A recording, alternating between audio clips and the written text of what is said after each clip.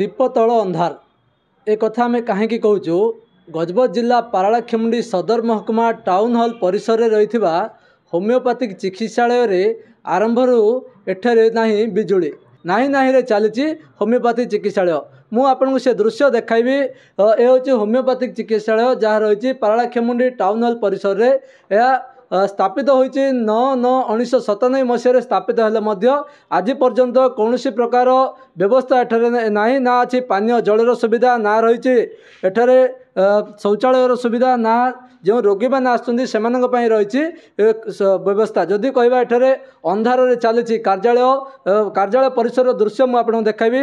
कार्यरत अच्छा कर्मचारी से निज निजर कार्य नियोजित अच्छा प्रत्येक दिन आसी निज कार्य दायित्व तुलाऊँच आम आलोचना करवा। आज्ञा आपण को खबर ओडिशा स्वागत। आपण परिचय? मो ना अभय कुमार दास। मुझे चिकित्सा आसी मोर डायबिटीज अच्छी एवं मो गोड़े गोटे माछ आखि होता मैडम भल करदे। एठी डॉक्टर माने भल स्टाफ भी भल किंतु दुख लगुच आमर गोटे गजपति हेडक्वार्टर होगी डिस्ट्रिक्ट हेडक्वार्टर होगी हेडक्वार्टर रे करेन्ट व्यवस्था नहीं आउ जो माने रोगी माने बसापी और प्रेक्षालय गोटे जगह बसापी जगह नहीं आउ से माने मनकर रोगी आज मु जड़े बर्तमान अच्छे टे पूर्व गहली थिला से माने बाहर ठिया होछंदी बसापी किसी व्यवस्था नहीं। कौन कौन असुविधा अच्छी कौन कौन आवश्यकता रही तार समाधान एठी जदि आपणकर करेन्ट व्यवस्था होता भल होता रोगी माने बसापी किसी आसन व्यवस्था होता भल होता आउ बाथरूम आ परिश्रागार एति अति आवश्यक जिनस चलीज जहाँ आम चिकित्सित आसता व्यक्ति आलोचना करते केते स्टाफ अच्छा स्टाफ पोजिशन आम पचार बुझा। मैडम आपण परिचय?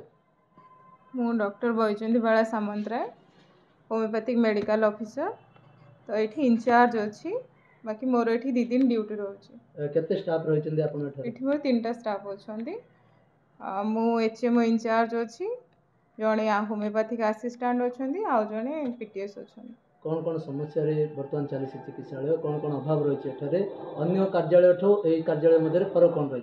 जड़े तो आसी कहले बाकी आपन तो निजे देखुं जापारे कौन असुविधा रोथबो जहाँ आम आलोचना करते ना एठार समस्या संपर्क में कहवा आवश्यकता ना चिकित्सित आसवा व्यक्ति दाबी रही जदि अति आवश्यक जिनिस जदि कहवा लाइन व्यवस्था कहुँ शौचालय व्यवस्था कहुँ पीवा पानी व्यवस्था कहुँ आसुवा रोगी बसवाई व्यवस्था कराऊ ए समस्त जदि व्यवस्था होता ताले अति सुरखुरे कार्यालय चलता।